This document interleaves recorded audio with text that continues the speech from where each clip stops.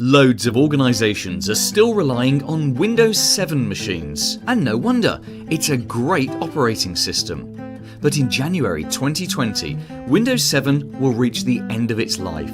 That means Microsoft will no longer support or update it. And that will make it a massive target for hackers.